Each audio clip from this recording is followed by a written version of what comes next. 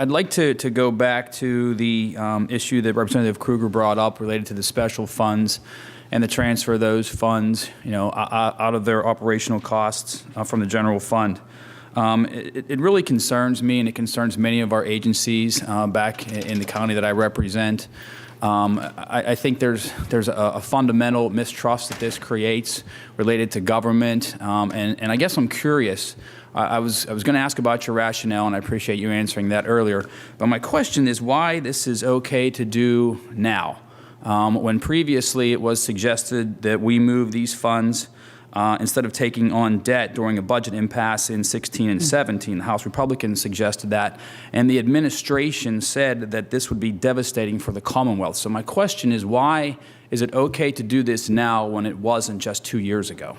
So I think it's slightly different. 2 years ago, we're looking at, as I understand it, balances that were shown to date, and they were really already targeted for expenditures, and those transfers were fully decimate those funds and just put them into the general fund. This use of the special fund is really restricted to the environmental programs that is for an environmental fund.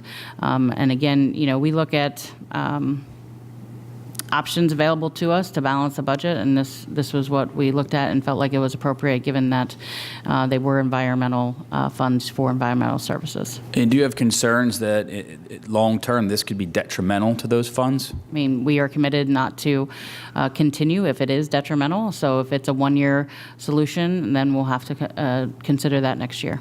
I just want to reiterate that there are agencies out there that rely on these funds that are very concerned, and I mentioned this during the DCNR hearing, and I think it's fundamental that we communicate these types of things in advance so people aren't panicking and sending us letters, knocking on our doors, expressing these concerns, because again it gets to transparency and fairness, and I think we owe it to the taxpayers to be transparent when we're proposing these types of shifts.